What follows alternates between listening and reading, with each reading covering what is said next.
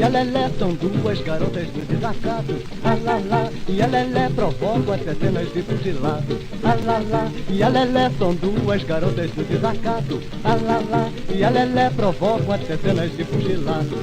Se alguém quer vir pro samba, olha a roda como a fé. Se quer loura tem Lalá, se quer morena tem Lelé. E depois faço uma ideia, o que é que o samba dá? Com a loucura da Lelé e com a doidice da Lalá. E a Lalá e a Lelé são duas garotas do desacato.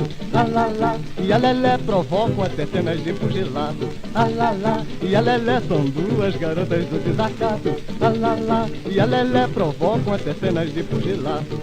A Lelé, que coisa louca, é bom. Hello, hello, and welcome. Welcome to Sixtea, 60 Minutes, a friend and a cup of tea. We're talking about people who create the world. And I want to welcome my new friend today, Poetess Kalamu Chaché. Hello and welcome. Hey! Hi! How you doing? I am so glad you are here with me today. Me too. Yes. I'm so congratulations for all the work that you all and the team have been doing for this Africa Week. Yes. 2020. This is so exciting. It's so good to see this. Yes, and for those of you who might be just watching from my Sixtea page, this Sixtea and the ones I've been doing this week all are appearing at the Africa Week 2020 event. So listen, Poetess has been a cheerleader for us, and it actually has, and I'm so excited about that because, you know, a lot of the things that we create, we depend on people to share. We depend on you to share the, you know, our free events and everything. And all week long, I've just been seeing Poetess Kalamu, like just keep coming up in my notifications because she's been sharing everything that we're doing because she understands the vision and she sees the vision. And I'm so grateful to you for that. Oh, you're so welcome. Oh, it's a pleasure. I mean, you're making my job easier because I'm a promoter in social media. So this is what I do. So this is like a no-brainer. I mean, this is what we need. We need more people to be thinking like this, as a matter of fact. Yes. Raising up our communities together. If you have like mind and like souls, then sharing each other's work, sharing each other's help us. We can all help each other sort of get the fruits of labor, the fruits of our labor, and get our messages out to all the people. So That's so true. I so appreciate that. And let me introduce you, Poetess Kalamu Chaché. Now, should I call you Poetess? No, just call me Chaché. Chaché. Okay, Chaché. I'll call you that. So on top of being a promoter, the Poetess is also a poetess. I have I will have something to share with you pretty soon here that I'd like everybody to see. Also she is a great supporter of people in their creative spirit. This is something that when I've looked through your work and just, you know, it's not just about sharing, it's not just about promoting for you. You really do encourage people to get what is in them out. And it seems to be the basis of your career in all the lyrics. She's a lyricist. She's a poet. She's a lyricist. She writes music. She writes books. She has books of poetry, and I'll show some of those in just a minute. But it seems like you are really concentrated on advocating for youth and advocating for communities that maybe don't have access or maybe haven't had a lot of exposure to having a creative outlet. Or you're boosting sort of the creative outlets that they're sort of delving into. Does that sound about right? That sounds about right. Oh, okay. I really did that, huh? Yes. You know, in this world, you know, you're always doing the work. You know, you're not taking time out to be looking at like, what are you doing? No, you just. For me, it's a calling, right? So I just do the work. And so it's people like you that feed back on what they're seeing and say, oh, okay. Yeah. Okay, so I have to go with that. Yes, absolutely. And I really, you know, this is something that I think when we're on social media and the internet, there's many ways it could go, right? There's many ways it could go, in that it can be a terrible place. It can be a place where bad things happen, and that is true. But it also can be, especially because we're sort of stuck in our homes right now, in many cases, it can also be a place where we can really use it to connect and to get our messages to the people who need them. Yes. Where we can express ourselves and maybe for the first time be heard. So we actually were talking about this a little earlier today. I'm grateful, as much as I don't like the way the internet, like, sucks some energy from me. I am very grateful that we have. It turned out to be a good tool that we could use for a change, for our benefit. Yes. So, Chaché, I want to ask you a couple of questions that we always ask at Sixtea. Okay. My first question for you is there something significant that you'd like to share with us that you discovered about yourself in this amazing, stupendous year that is 2020? I'm glad you asked that question. The thing that had happened to me. So what happened was, all the coronavirus pandemic has done for me is that it's been a lot of things, but one thing in particular, it's made me be so happy to know that I have this ability to teach myself new things. Because I do teach people with their writing all the time. If you're a good teacher, you have to know how to be a good student. So that happened to me. I had to become a student and teach myself things. The main thing that I wanted to focus on in this time was how to further go within myself to see what more I wanted to do to express myself creatively. And so what did I discover with this awareness? I taught myself how to do videos to further bring my work to life. I thought that was really interesting. With so poets, we're writing, we're taking words, putting it on the page. And before this whole pandemic had happened, I had been advocating to poets that it was time to go from the page on the stage and then on to the airwaves. And so now I'm seeing this happening now. And this is really, really good that this is happening, so that more people get to see it, know it, breathe it, come to understand it, appreciate it. And eventually the thing that will happen, they'll be out here doing the very thing some of us are already out here doing. Yes. It sounds like you discovered a new medium that you didn't realize that you could do, or maybe even didn't want to do. And it just expanded your ability to reach people. And that's what you do. You reach people. Yes, I do. I love that. Yeah, when we get this time, anytime you get time to be with yourself, it's always a good thing. It's never wasted time. It's good. It's a very, very good. Yes. But what I have discovered, though, is that there have been a lot of people having a lot of problems doing that very thing because they've been too caught up in the hustle and bustle of life to such an extent that they don't even get to know themselves. So that means if you're not spending time with yourself, that means you're not listening to this voice that you have within. That's very good guideposts for how to live your life more better, How to live your life more better. How to live your life more better. And so me being the artist that I am, okay, I'm already in that realm. Naturally, it comes that way because, in order to create the work, you have to have that silent space to do that. Although sometimes I do get pulled into doing things while I'm driving, while I'm out in public. You got to be careful about those kinds of things. Yes. But, because that's how creativity is. It's going to show up. So, you just want to be safe in how you do it, of course. But that's how it's been happening for me. Mm-hmm. That's awesome. I have another question for you.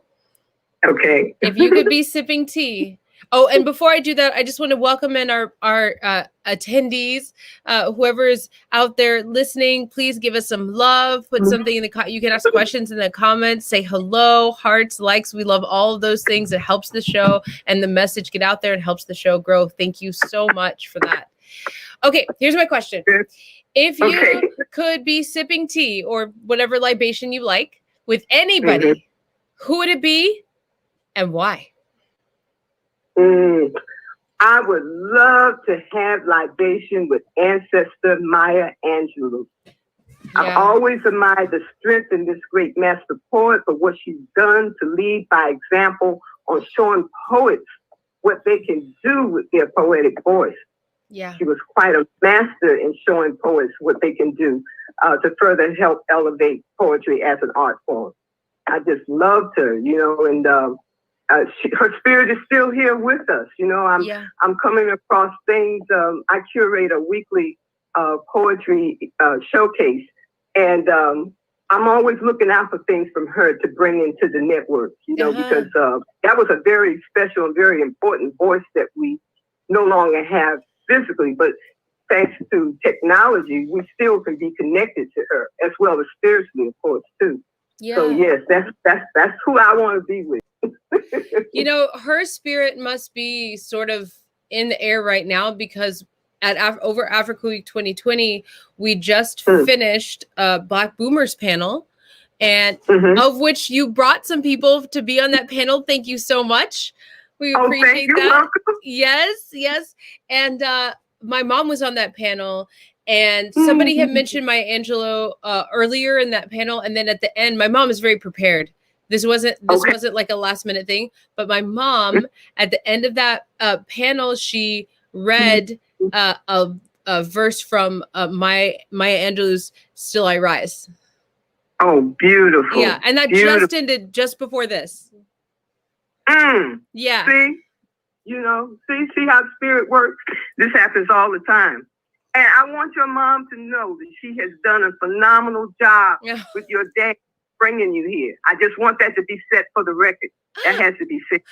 Very good. Very good. Everybody has heard this. Everybody, we are 16 minutes and 40 seconds into this interview. I'm going to mark the time. Somebody, if you know my mom on Facebook, if you're watching this, please tag her. Go in her messages right now. Kathy Lewis, go message her right now and tell her that this just happened and she needs to tune into this interview. I'm so glad this will be the first 60 interview that she watches. If somebody can go get her right now. That's good. You know, parents need to always know how their children are doing in the world. You know, the parents I know all over the world that I know, that's, you know, we didn't just bring you here just so you could be brought here. You know what I mean? You're still an extension of the family. Yes. And so I never will forget this one time this happened to me. I had gone to my father's, rest in peace, one day, and we were just chit-chat, talking, all that kind of thing. And so the time came to go, and so I do my goodbyes and all, like, you know, and at that time I was always carrying a bag with me, a briefcase around. And I got all the way home, and I saw these papers sticking up out of my bag, and I hadn't noticed that before. And I pulled them out, and what do I see? I see poetry that my dad had written. I never knew that he was writing poetry, but this was his way of being connected with me to let me know that there was a connection between us other than father and daughter, you know? And that's really cool. And so that put me on a path to really understand, now this is another dimension of where all this poetry was coming from. You know, my dad was doing that. Yeah, that's beautiful. My father also he is a journaler, and there's several boxes. My father's still here, and there are several boxes, large boxes of journals that he's been keeping for many, many, many, many years. And I just can't even imagine what's in there, because my dad's very quiet and he's very even keeled. And so to get information, you have to ask the right questions, and he only offers what you ask. So it's not like all of it is right there on the surface. So it is a very special thing to discover new things about the people who made you. That's right. Mm-hmm. And it's beautiful. It's beautiful, very beautiful. And then I found out from my mom that she had been watching me all the time too. I mean, this is really good. This is what parents will do. So even though we're grown and on our own, we do our thing and all that kind of stuff. Yeah. If we get raised right, we'll always stay connected to them. You know, we won't. If we go away, we won't be gone that far, and we won't be gone that long for them. And they will let us know that they really do appreciate how we lived the life that came through them to us. So that's a beautiful thing. Yes. Ah, that's wonderful. Thanks for sharing that. I want to share a video of you speaking how I believe in love. Oh, good. Yeah, and this is from, I believe you were speaking at the San Jose Poetry Festival down in 2018. Oh, yes. Okay. Yes. All right. So this requires me to do a little bit of technology. Here we go. Will it happen the way I want it to happen? Okay. Here we go. So I'm going to turn this down just a little bit because it comes in a little bit loud when I start. Okay. Okay.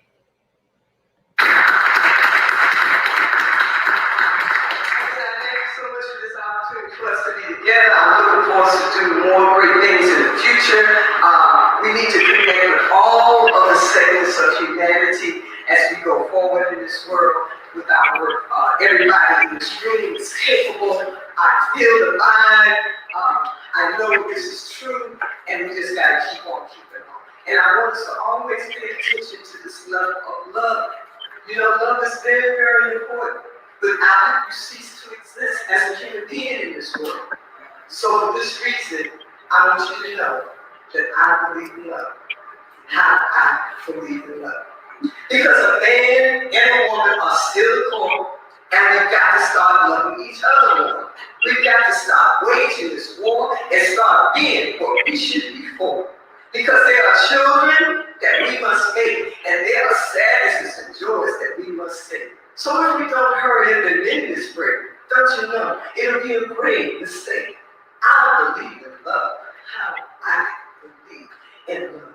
Our reasons for being are also clear. We've got to start staying together from year to year. And we've got to start being the very best that we can for that very special woman or man.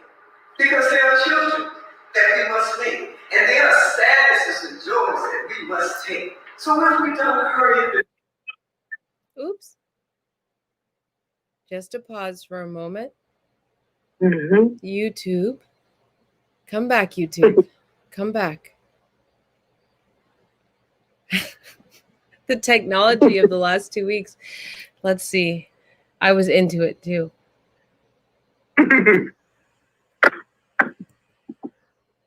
Okay.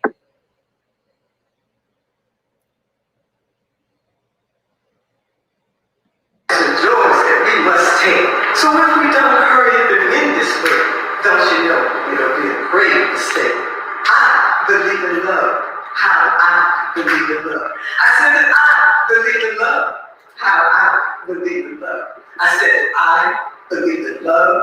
How I believe in love. I said that I believe in love. How I believe in love. I'm Poetess Kalamu Chaché. Thank you.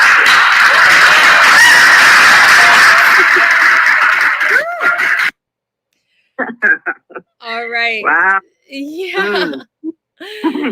Yeah, this really speaks to, I feel, you know, we say a lot like, you know, all there is love and we should love each other. And I think we forget that sometimes that is the harder choice sometimes.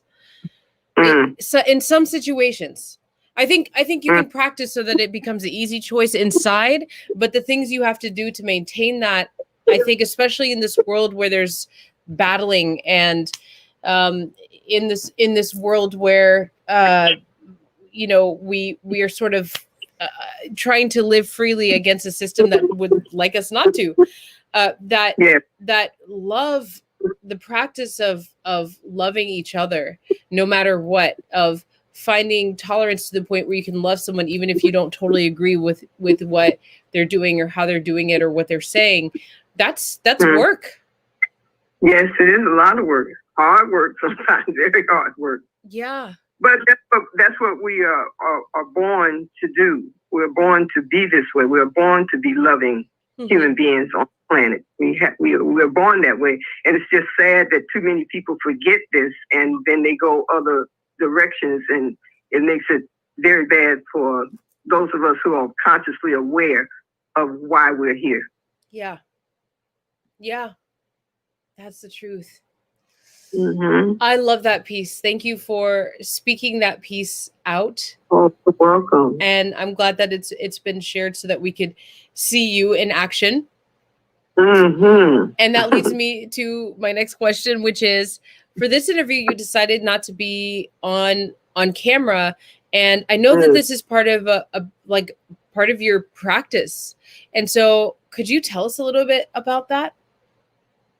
So for me, early on, I felt that the universe was calling for people all over the world to go within and listen to the messages that are within themselves, to know how to think, do, and be, what to say, so that they can become more of themselves in this new day that has just dawned right before our very eyes.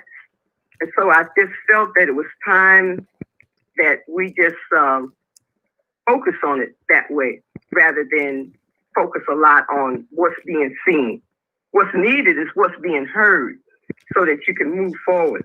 And so for me, when I get these kind of notions to act and be a certain way, I follow it, because all my life this is the way things come to me. So I don't sit up there and try to make judgment on it or anything. If that's what I feel a need to do, I just go ahead and do it. Yeah. And so this is how it came to be, that it would turn out to be like this.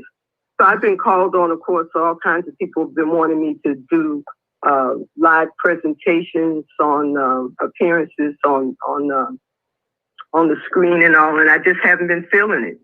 And then also, I'm worked a lot right now. And so it's like always constant things. So you sometimes have to know how to give yourself permission to take breaks from things.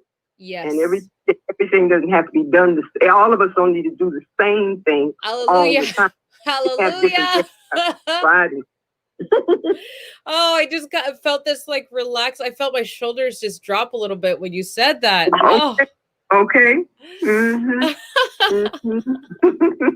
Yeah, you can be different. You know, this is something that I went to are you familiar with Lauryn Hill? Yeah. Okay, cool. I figured you were, but you know, every once in a while, somebody's not. I went to her show, and we know that Lauryn Hill is also a poetess. And I went to her show, and one of the things that she did was she was talking to she did like 5 TED Talks in the middle of her show. It was actually more of her talking in the middle of the music than it was the music, and I really appreciated it because she had some things to say. And she did this one talk, and I'll forward it to you because I think you'll especially appreciate it. It echoes what you're saying here. And she's like, this is the problem of this 21st century, is that so many people are trying to be other people. And she said, I want to be you. I want to see you. I want to see what's inside you. I want to see what's uniquely yours that I have not seen before, because it's in you. And I feel like I have to be reminded of that all the time. I don't feel like it's something that I fully am grounded in. Yeah. And in your work that you do, it's getting stronger. You know, I've watched some things that you've done, and I can see the growth. I don't know if you're seeing it. And of course, you know, sometimes people see things differently than you yourself are going to see things. But you're coming into it. You know, you're coming into a greater awareness of things through the practices that you do. And more will be revealed to you in time. This is just how life goes. Yes. You know, you can't know everything instantly all at once. It doesn't happen like that, you know. Yes. It's gradual, you know. So yeah, that's how it goes. And this is that graceful wisdom that that I feel when I'm talking to you. You're one of the things I love about talking to you is you're very uplifting, and you really can see into people. Oh, thank you. And this is something for me to hear this feedback from you. What you don't know is that I had a grandmother on my mother's side who I used to go visit. So when I came out here to California, my father had brought me and my sister here to live with him in California because I was very asthmatic when I was growing up. And the doctors had said that they thought it would be better if I went into a different environment other than in Brooklyn, you know. So he did that. And it turned out to be very good and very wise because no more asthma. It just cleared up. Oh. And then the other thing was that here was a Black man, you know, bringing his 2 daughters at a time that you didn't think that would happen. You would think the daughters would stay with the mother and then the sons would go with the father, that kind of thing. But I'm always appreciative of the fact of how my dad made that decision to bring us here. And it was just a glorious time to be with him. I just really, really appreciated that. Awesome. I love that imagery of a Black man with his daughters taking, you know, good care of them in a sort of a nurturing way. We need more images of that.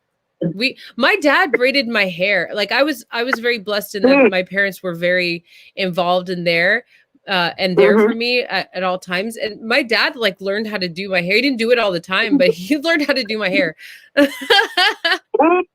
good. And guess what my dad did? My dad did this for me. So when I was about 5 or 6, I went to him and I told him that I wanted to have my ears pierced. And he said, "Oh, for real? You want to have your ears pierced?" I said, "Yeah." And he said, "Okay, well, I'll tell you what you got to do.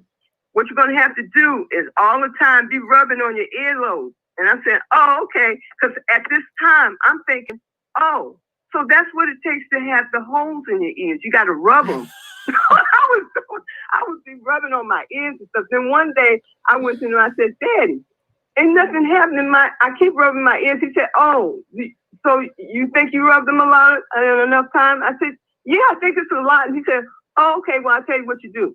Go get me a needle and some thread, and I'm going to light the needle." I said, and I'm like, I can't believe he is getting ready to tell me he's gonna pierce my ears himself. No. But I love my father, so you know, I didn't feel no fear, nothing. I just said, "Okay." He said, "Okay, come on over here and sit down." And I sat down, and he said, "Turn your head to the side." And I did that, and he did. And to this day, my ears are still pierced.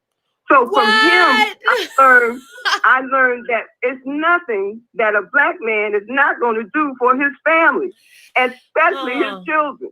You know, he's going to go that extra mile because why? We came from him, you know, and he loved us. He really loved us. And that's how love shows up. You know, it's in the doing, you know. You just don't talk about it, you be about it. So I just miss him. He was such an inspiration to me in my life. That's how love shows up. It's in the doing.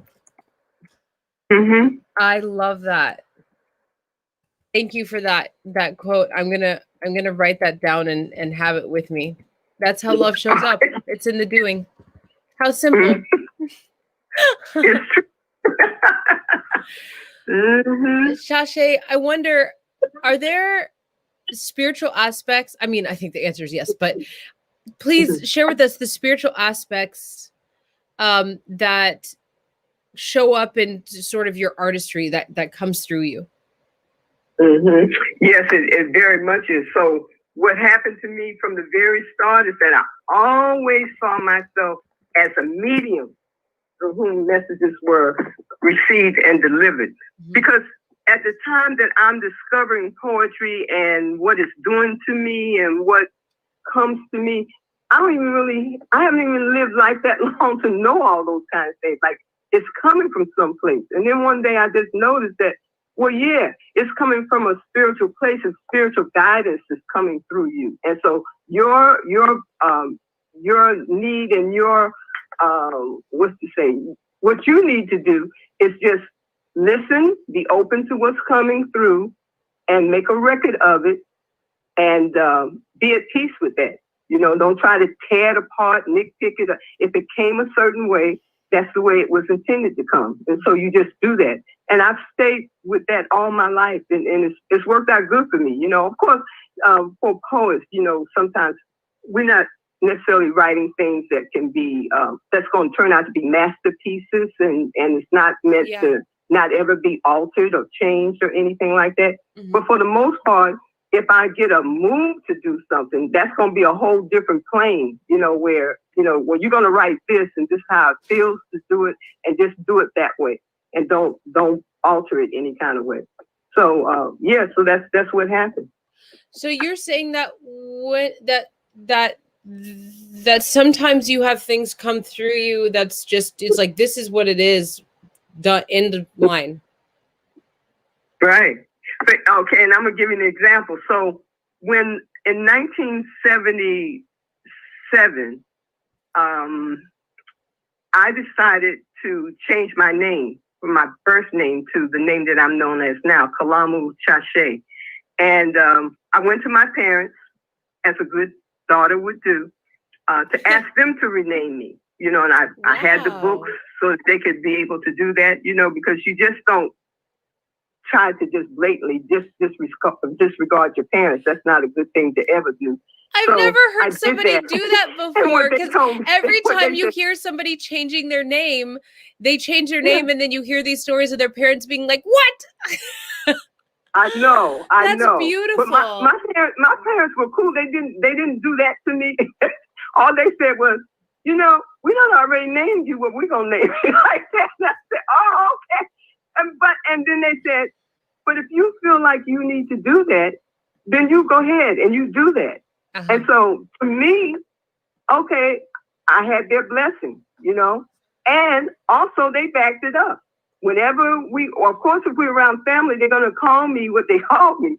But if we're around people who are, you know, new and all that kind of stuff, or they introduce me to new people stuff, this is my daughter, Kalamu Chaché, you know, so both of them are now passed on, their ancestors, but both of them did not feel ashamed of what I had done, and they backed me up, and they left this planet being proud of what I had become, you know, because, you know, as artists, this happens to us. I mean, this is a whole lot of people who are not necessarily going by their birth names, you know, but that's they had a chosen name, and so that's the name that they go by. So that happened to me as well. And so in my family, I'm going to be called many different names, you know, good names, of course, you know, for any of my family might be listening. I don't hear no bad names, but good names, of course. But for the most part, they accepted the fact that I had a feeling, a calling to be having this name. Kalamu means writer in Kiswahili, and Chaché means rare. And that name came to me because I had listened. What was it about this name change that had to be happening? And the answer was, well, you are a writer. This is definitely going to be you for the rest of your life. And you have a very different, unique way in which you do your work. So that's how it came to be that I would have the word Kalamu Chaché, rare writer. That's what it really comes to. Fitting. Mm-hmm. I love it. So besides, in addition to being, it's almost like what you're saying is you've created your whole self, like everything that you've created about yourself and around yourself is an art. Yeah. Yes. Okay. Come to think of it, yes, you could look at it that way.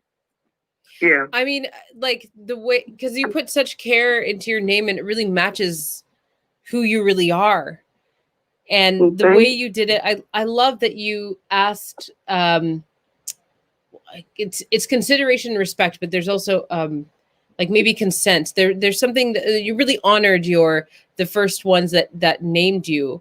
before you went. And I mean, it just, all of it seems like this beautiful spiritual, artistic journey of, you know, I think one of the best ways we express I shouldn't say best, I should say one of the ways that I'm very attracted to, one of my favorite ways of how people express art is in how they recreate themselves. That's what I'm trying to say. Sorry, I couldn't get those words out. I love the way I'm witnessing how you've done that, and how, you know, the more I learn about you. Thank you. And of course, you know, while I'm going through it, I don't even look at it. Right? I say it's a calling, it's a mission, it's something that I feel I have to do. Right. You know, I don't look at like you say, see how I'm telling you how it looks. You do things one way, but that's making other people see things differently, and they see it and say it differently than you would. Which comes back to why the message is important. Why the message is important, and not necessarily the person who is channeling it or making it. You know, for me, I'm important. How I create my life and how I go through my life, I'm important. But to other people, I don't expect me to be important. It's really the message. Yes, that's true. That's right. Yeah.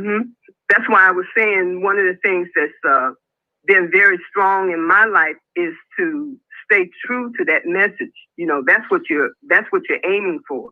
You know, you're saying something. So you need to get you out the way. You need to stay out the way and let it come through. If not, then you can be a hardhead, and next thing you know, whatever you thought of, it ain't going to happen, you know, because you wouldn't listen.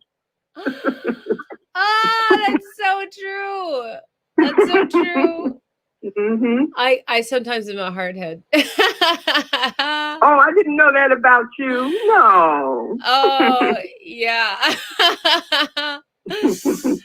Chaché, when you were a kid, did you have an idea of poetry being something that you would end up doing? Like, what was your relationship with words and putting them together and creating in that way? Well, I did love to write. And I had a great-grandmother on my father's side who had noticed this. You know, I come from a family of seers, and that means that the elder ones in the family would always talk to the family about things that they saw in particular children, and she probably had something to say about all of us. But in my case, she always told them that they need to look out for me because it was something about me. She didn't know exactly what it was, but it's something. So now she's saying this. I don't even know this till years later. She certainly ain't saying that in front of all of us, you know, because we grew up where we're not trying to cause no kind of division among the children in the household. We're not doing things like that, right? Right. So one of the things I noticed is that she would always call on me to be writing letters for her. And so I would do that. So it's dictation. You know, she's going to tell me what to write, and I'm going to write it out. Okay, she noticed I had good penmanship. She noticed I loved writing. I loved reading. She knew this about me. So I was the person that she called on to do this kind of work for her the most. And then one day, I think I might have been like 10 or 11, she comes to me and she says, you know, baby, I want you to write a letter for me. And I wanted to say something like, and she would just go on with what she wanted to have in the letter. And I'm saying, what? Wait a minute. You want me to write the letter? You're not going to tell me what to write? I said, no, you can go ahead and write the letter. I couldn't believe it. I couldn't believe I'm that young and she's got that kind of confidence in what I can do. Wow. So I go ahead and try it out and I write this letter for her. And she looks at the letter and she said, this is really good. And you know what she did? She mailed that letter. She went on and mailed that letter. And I said, what? And to this day, this is a thing that happens when the elders are connecting with the younger population, the younger generation. She instilled in me how this is how we take care of each other. If we see something that somebody can do, we trust that they can do it, then we let them do it. And so at a young age, she's teaching me that, right? Of course, at that time, I'm not knowing that's what I'm learning, right? But years later, I get to discovered. That's what she was teaching me, right? So to this day, that's a service that I offer to any elder who needs to have a letter written on their behalf for anything. You know, I'm not a lawyer or anything like that, but I mean, if you got an inquiry letter or something that you want to express to somebody, you know, they can do that. And I have, and to this day, I am called on to do that here in my community, however way it comes. And I just do that. And there's no charge for it or anything. Of course, ain't nobody. And also the other thing I like about our elders, see, they want us to be useful. They want us to be able to do the things that we came here to do, right? Yes. So they're going to spread it around. You know, they ain't going to try to wear you out, coming to you every time for everything. You know, they'll discover other people that can do likewise kind of thing. And so I always like that about my great-grandmother. This is my great-grandmother who's doing this kind of teaching to me at a young age. That's so cool. There's a quote. I remember somebody sent me long ago, and I'm going to misquote it, and I don't even remember who said it was so long ago it was sent. But it was a woman talking about we spend all this time. She said something like your 30s are all about unlearning all the things that you thought were helping you, or something like that. And you know, and it's, of course, it's general. So this is, it's different for everybody, of course. But I love this so much of our system is trying to program everybody to be compatible with the system. And it's just not who we are spiritually. It's not who we're supposed to be. That's right. We're not. And so that idea of feeding, nourishing those things at a very, very young age, and that's a challenge to us who are raising children. I'm not raising children. Well, I raise other people's children, but that's challenging to us. It's still raising, no matter how. Yes, it is. It very much is. I see reflections sometimes of things they do that I'm like, they totally got that from me. I see it all the time. But you know, things like time. You know, hurry up. And I'm like, how can I'm always challenging myself to be like, am I trying to program her am I unconsciously programming these little girls into a system because we have to be in a certain place at a certain time? Will it be terrible if we're late because she wants to hang out with this flower and this girl is really into the color yellow right now? Why are we stopping? Why wouldn't we stop for her to engage with this color yellow? Maybe it's feeding some skill or wisdom that she has. That I just, you know, and I imagine that's for like parents who are with their kids all the time and they are their flesh and blood, is their skin in the game, you know. I imagine that practice is incredibly challenging in some ways. If you're, you know, how do you nourish these things about your kid that might be a problem at school, but you know it's like a thing that they do that's amazing. Well, one of the things the parents have to do is always pay attention to their children, you know, because have you ever noticed how you'll see a child do something and you wonder, how do they know to do that? They haven't even been here that long. Yes, they have certain things. They're so new. They have certain skill sets. They have certain ways to be that just, and to me, I found this to be true when I had my daughter, Hadia. So Hadia, when she was a baby, the thing that I had noticed about her, when she was getting older and getting into schooling and stuff, I had noticed she had a knack for being so creative, and especially in writing, you know. And I just looked at that one day and I said, you know, I didn't even have to teach her anything. I would go to her school and I was teaching poetry classes, and I tried not to go to any of her classes because I want there to be a distinction between me and her. We at home, but I don't want to have to do this in the classroom with her too, right? Yeah. So I would go to classes and just teach in other classes other than her class and stuff. And her teachers would talk about how much of a good writer she was and all the way up in the high school and into college. And I just I did not come up with no lesson plans. I didn't do any of that kind of stuff with Idea. And to this day, she has really turned out to be an exceptional writer. She's really, really good at what she does. And then she went to school and then went on to get a degree in mass communications. And and it was just a beautiful thing. So she just was around. This is something about being around things sometimes, and children just pick up on that. And in addition to what they already came here with as well. So in other words, they're growing up with support.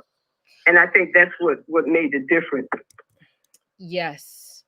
Yes. I'm glad that you were able to see that difference. Yeah. So children do give you messages. You know, if you would learn to listen, this is the main thing. You know, so sometimes parents want to live through their children, but you know, your children they just come through you, but they can never be you. You know, we're in different times and spaces. So your job is just to be there to not only nurture, but to support and help guide them to where they want, that they say that they want to go to and stuff, you know. And of course you want to make sure it's sane and good things. I mean, you don't want somebody out here just causing havoc in the world and you want to encourage that. No, it's not about that kind of stuff. Right. But I mean, the Creator didn't design us to be so evil. You know, we're not wired that kind of way. You know, it's just a habit some people kind of learn to be like and can't break that habit, and they just cause chaos wherever they go in the world and stuff. But no, that's not it. So for me, when I was in school, I just learned for poetry. I just learned to enjoy reading it and writing it and learning about it in school. Then when I got to college, I noticed that it definitely was going to be a dance going on between me and poetry for the rest of my life because I could write it so effortlessly. You know, I could just, you know, you could say, Chaché, I want a poem written for anniversary, and I'll write it. You know, I didn't have to get a whole lot of books, do a lot of research or study of how to do it. It would just come that way. And I got commissioned by people to be able to write work for many different kinds of projects and stuff. And then when I got to high school, I was writing a poem for a class assignment because a teacher had taught us what poetry was all about. And one day she comes to class and she says, okay, today you all are going to have to write your own poem. And we're, what? How are we gonna do that? We haven't even studied anybody young like us to write poetry. All the people we reading about were already old or dead. And what? No, she didn't introduce us to anything that youth were doing. So, but we have to rise to the occasion and take on that challenge. And I did that. And my class winds up giving me a round of applause for the poem that I had written. And I said, wow. And that made me even look closer at poetry. Oh, what? You mean what I say can have an impact on what somebody else feels? That's deep. I thought that was really, really deep. Then when I went to college, I had a childhood sweetheart in Brooklyn who used to send me greeting cards. And one day I look at these greeting cards and I say, oh, I could write this. And I started writing him back original poems for the greeting cards that he would write and send to me back and forth. Yeah. And I said, oh, okay, that's what's happening. Poetry is going to be here to stay. So that's what got me hooked on it. You knew there was a buildup and then a moment where a situation where you just knew that's who you were. That's wonderful. Blessings to that. And I want to remind people who are watching, our viewers, that can happen to you at any point in your life. It can happen at any point in your life. It is not too late, no matter where you are. I want to read a comment here from a supporter of us here now at Sixtea and also over Africa Week 2020. Imani Anita Newsom, and I think she wrote this back when we were talking about names. And for all of you out there who are watching, please comment and say hello and give us thumbs up and likes. We love those. She says, wow, my mother was hurt when I chose my name at age 16. She felt that I rejected her choice. She never got used to it and called me Nita until her transition.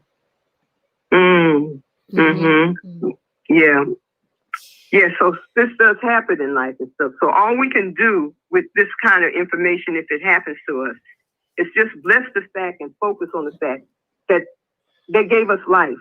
You know, focus more on that way than to feel the hurt and pain, you know, because now she's not here to defend herself anymore. So it's better to just keep the memory on her being your mom and the fact that she helped bring you here into the world and she loved you. Focus more on things like that. Because we never know, you know, why people are motivated to do the things that they do. In this case, she did say that her mother felt ashamed of the fact that, you know, her daughter had done that kind of an act.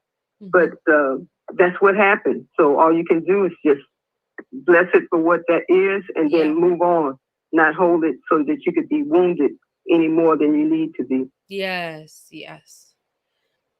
We talked about, so now it's funny because we were talking earlier about how we're not going to get to all these questions, but we've actually, I know. We've actually touched we're gonna have some more time to be together. We're going to have to do it again, but also there's actually, we've actually talked about some of the stuff that I was going to ask questions about. There is something I really want to get into right now. And that is because we keep coming back to elders and those that come before us and respecting and getting consent and things like that.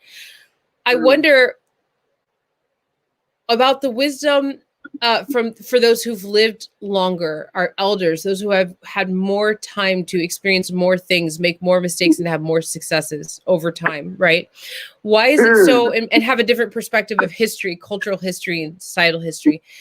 Why is it so important right now, especially right now in these revolutionary times? Why is it so important right now to be getting more connected with our elders?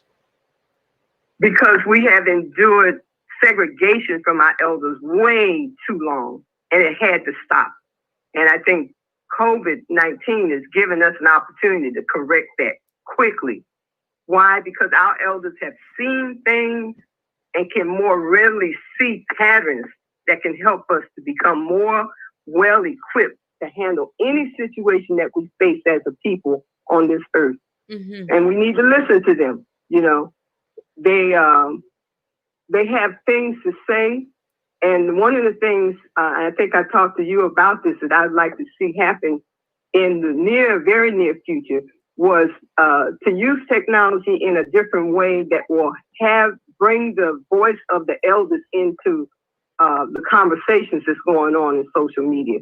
Because if you notice, there's not a lot of them being heard that much. You know, like the grandmas and the grandpas and the greats. They can, you know, they may not be able to be on the screen, that kind of thing, but they can talk on the phone. So we could be having conversations with them that way. So that way that information can be given to us and all of us around the world. Because all of us around the world now are looking, we're listening, we're wanting to know, because we're all going to have to be different in how we're going to be in this new day. It's not going to go back to be the same way that it had been. Yeah. And so they bring that. Elders to me have been the key to our survival, even as each generation is making their own mark in the world. And no matter what, we still need them, and they need to stay in the mix with us at all times because they're essential to our ability to live beyond survival. That's why they're so important. Right now, for me, I'm around people in their 80s and 90s, and I suggest that all generations, I don't care how well evolved you feel that you are, if you don't have youth and elders in your circle, something's wrong. You need to fix that. Yeah. Because both of them bring a different kind of wisdom that will really be very helpful in your personal development. And so these elders that I'm around that I know of that's in their 80s and 90s, they're putting the younger generation to shame because they still out here doing things, you know what I mean? They might have their aches and pains and some of them might complain, but for the most part, they're living a dream. They're living out their lives, dreaming of more things to do. And I don't mean spending more money, building wealth so they can leave it for somebody else. I mean, they're living life. They know they got talents and skills, and they're trying to use those skills. But what society has been doing has been trying to put them out to the pasture, to put them to the side, to act as if there's nothing much they have to contribute now. Since, you know, you need to go ahead and enjoy your golden age. And they're saying, no, you need to enjoy your age. You know what I mean? Because I'm enjoying mine. and I've been happy to be around them. For the most part, they're very upbeat people. That's why I like to hang around people like that. Yeah, we all have things that we go through and stuff, but it's something about talking to that elder when you really feel down, that you don't seem like you're going to make it, or that things ain't going right. They just know the right kind of things to say it, and the way they say it. Yes. That makes you know you're gonna get right back on up. You're not gonna. Yes. They don't like that pity stuff. They're not gonna let you wallow all into that. The very best of them, they're not those kind of people. They're here to let you know life is to be lived, sugar. That's what they would say. That's the way they act. So they have bad days too. But when I was growing up, I never heard any of the elders talk about bad days. I never heard that. They were always so upbeat, up, and always trying to keep, you motivated and letting you know how eventually, okay, I might do this for you right now, but eventually, you're going to have to go inside and be able to do this for yourself too. Because you don't ever want to be the kind of person who has to rely on somebody outside of yourself to know how to keep you happy. You have to know how to do that too. You know what? One thing that I have noticed about talking to elders is, for example, if I am having an experience where, some sort of conflict or something that I didn't see, I got bamboozled or sideswiped. And 'cause I do have some elders, a lot of elders actually in my life. I have a lot of kids and a lot of elders in my life. I don't have a lot of people who are like my age, which is really interesting. One of the things I noticed, I went to an elder once and I had a very conscious realization of something that you're saying right now in the way that they say it. And I can't remember exactly what the conflict was, but it was some sort of, somebody had done something or said something that was really nasty and I didn't know how to deal with it. I'm super sensitive. And I went to them and I was like, and it was like this, and then this happened before, and then this happened. And I was like telling her all this stuff. And I was trying to put my finger on what it was, like what happened here. And the person said, it sounds like, I don't remember exactly what the issue was, but I think she said, it sounds like they feel shamed by you, and that's not your responsibility. And I was like, and later they were like, you didn't shame them, but they just felt shamed by you, and you can't do anything about that. And it was like I was trying to explain all of that in a million words and trying to like figure out what it was.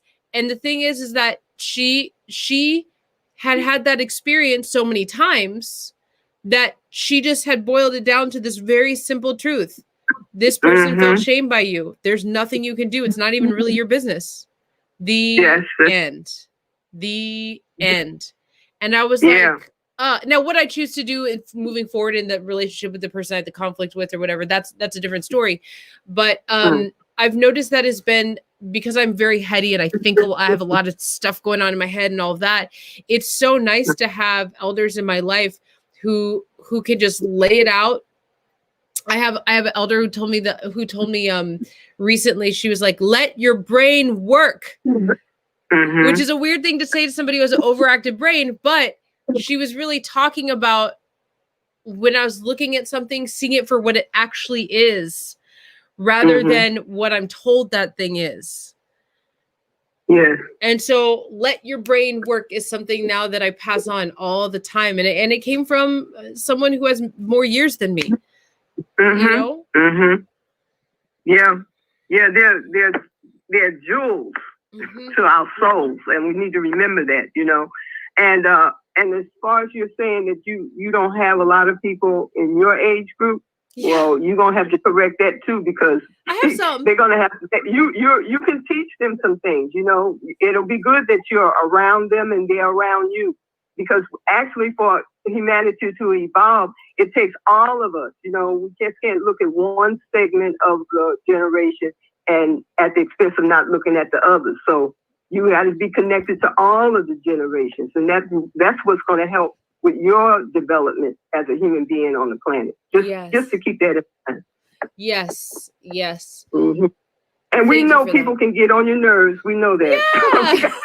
we got to learn how to just let that go. Let that go, and you don't have to spend a whole lot of time trying to convince people who don't want to be convinced. Right. But really, if you're doing life right, you don't need to do no convincing, because it's in the doing, it's in the being, that people are seeing. So that's what you go by, If you're getting a lot of resistance and stuff, okay, next. They're not the only 7 billion people on the planet. Come on now, we're gonna spend all our time on one or two or a couple of people who just don't get it and want to pull us down. We don't need that. That's part of the program, because when we pay attention to those few people who don't get it, or those few people are trying to hurt you, or those few people are trying to shut you up, when we spend our time on that program is really powerful.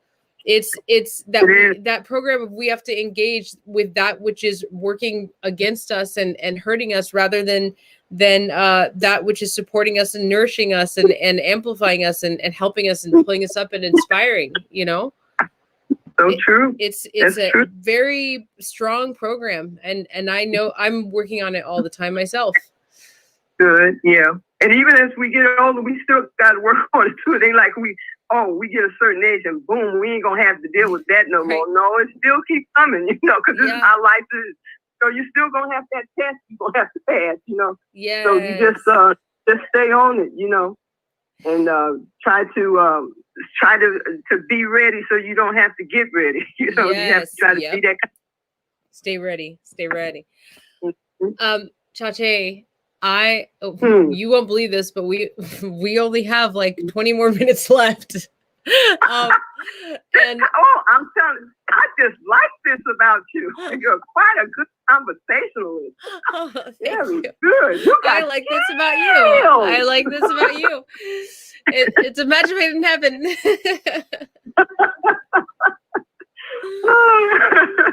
Yes, indeed. So I want to make sure I get these last 3 questions in, and we know we're just going to have to come back and have more conversation. No problem. What are you working on right now that you're really excited about? I think the most exciting thing for me right now is the history of East Palo Alto. East Palo Alto, during the days that I was deeply involved with the Nairobi college movement, well, we actually had a 2-year junior college here, right here in the community of East Palo Alto. In fact, we're known as Nairobi, East Palo Alto, California. And so growing up in that movement, it was a lot of things that happened. We worked with quite a number of elders that were in the community as well. It was a very nice mixture of the younger generation and the elder generation working together to make change, good change to happen here. And the work was so well done is that eventually we became a city. We're the 20th city in San Mateo County. And right now we're living in a time where people are looking for all kinds of models of what communities can do to make things better for their residents and in the community. And so now we had a 50th anniversary last summer in July 2019 to celebrate the 50th anniversary of Nairobi College. And the outgrowth of that was to have a group of us stay together, because what now needs to be done is this legacy building has to happen now. We need to tell the story of what has happened here. Because that's a very important piece and very important work that needs to get done. So now we formed a group called the Nairobi EPA Advocates, and we are now getting together to try to get this information together. We've already had one documentary done on East Palo Alto called Dreams of a City, and you can find that online. And it was talking about the incorporation movement. We became a city in 1983. And, oh my God, that was the year I was born. So we're very young. I mean, a lot of us in this country, we're not seeing that kind of thing happen. Mostly we're in communities that have been in existence for a long period of time.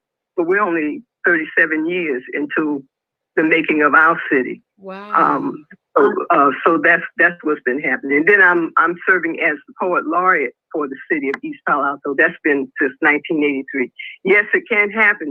This does happen in our culture. When people identify you as a person that's a mover and shaker in something, and they see you have not only the will, but you're passionate about things, they just go ahead on and name these things. And this is what happened to me, because I have quite a number of people still questioning about, well, did you really go through a ceremony to be this? And the answer is always no, because that's not important. The important thing is things need to get done. People want people they can call on that's going to follow through and help make things happen. And if that's what they deem you to be, then that's just what you're going to be. And, this is a tradition in our culture. It's happened so many times before me. I'm not the only one in the world this has happened to. And I also would like to advocate that all communities start looking at how they can celebrate their artists that's right there in their communities as well. Because it's now come out loud and clear that artists are definitely the second responders when it comes to helping to heal humanity. Yes. And if that's so, then we need to show it. We need to not only know it, we need to show it and be consistent about it. Mm-hmm. It's just that kind of time now. Everybody's all over the world, no matter what's the one thing that keeps coming out loud and clear? We still need art. And it's so true. We do. We're never going to be able to make it without that, because artists are the ones that show people what can be. That's how we get those works to be on out there and released in the world. Yes. We're seeing things that you never saw before. But wow, look at this, came out of somebody's mind. Something came through to them, and look at what they produced. So, the arts is very important in everybody's life. Yes, we can't. I mean, we have so much to talk about, but I have to ask another question. It's, so I was just talking to a man named Dr. Nelson about Blackdom. I don't know if you're familiar. I was not familiar about this until I started following him. Blackdom. In New Mexico, at the end of the Jim Crow era, middle to end of Jim Crow era, there was a city in southern New Mexico called Blackdom, and they were like, "We're done with dealing with Anglo-Saxons, and we are going to create our own economy, our own government, our own everything. We're going to support each other." And I think it wasn't as successful as I think that they set it out to be, but it was a really powerful thing that went on for a little while. And I think it just keeps coming back to this thing that communities that are meant to be together, the potential that we have, and to really lift each other up, to really make sustainable community, to really be able to create resources for ourselves. We have to do it. You can't do it alone. We have to be able to lift each other up. And look, you all created a city. And there have been many attempts for it to be done before our time came, and so we're now taking time out to go ahead and document what has happened to not only the Nairobi College movement, but what happened to this community. We were serious. I mean, and we're still serious. So some of us, a lot of us have left, by either transitioning or we just moved away. But there's still a number of us still here that still have that memory, plus the ancestral wisdom and the ancestral spirit is still here, very much alive and well. We have way too many people who have transitioned that still is speaking to let it be known that we have work still to do. So it's not like we're the perfect city, and no, not at all. But we do have people who are very consciously aware that we can have a better day, and we're going to have a better way, and we got to be about it. Yes. Poetess, I have two more questions for you. Okay. One, what is your blessing for this world?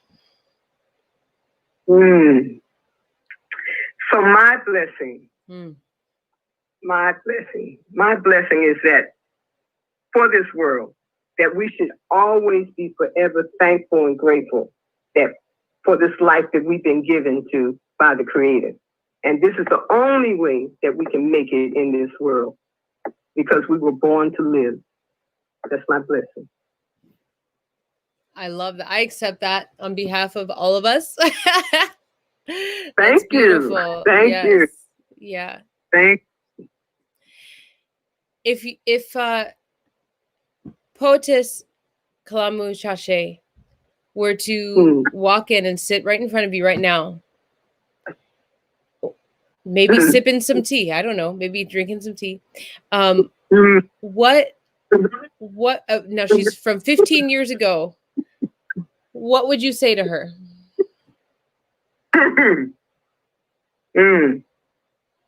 Oh, you must work with what you have. Yes. You're here for a reason.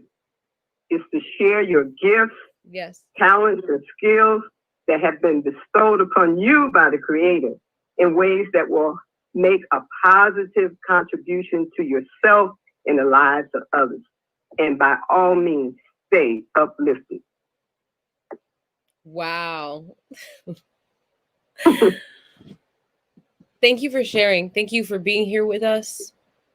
You're welcome. Thank you so much. Your wisdom really is, I mean, it is like this episode is titled Graceful Wisdom. I'm so grateful that you're here with us and have shared all of these golden nuggets, and it really is an honor to have you on Sixtea today. Honor too to be with you all and to y'all keep on keeping on as much as I can. I will be supporting you and bringing you into other networks so that people are aware of what you're doing. And this is so important that we have this kind of family time, and that's what kind of time we're in. We're in family time mode. Yes. To do this, because we just have to have and live our lives much better than we have been doing in the past. It just has to change. Yes. Beautiful. Thank you. Mm-hmm. Well, that's the end of Sixtea for today. Mm-hmm. Oh, I don't want to go. I don't want to go. I don't want to either. We'll definitely be back in this conversation. There's more to talk about. Everybody out there, blessings to you. We love you. Mwah, mwah, mwah, mwah, mwah. Yes, indeed. And if there are any poets and any parents and educators around children right now, I'm interested in hearing them too, express how they're going through things in their lives and stuff. People can just email me at poetsarerising@gmail.com. Your email is poets are rising at gmail.com. Okay, and we're going to talk more about that, of how we can connect you with more people like that and send them your way too. So we'll talk. We have more to talk about. Thanks. Mm-hmm. All right. Good. Bye, everybody. Thanks for coming. Bye, and thank you. E a lelé são duas garotas do desacato. A lá, e a lelé provoca até cenas de fugilado. A lá, e a lelé são duas garotas do desacato. A lá, e a lelé provoca até cenas de fugilado.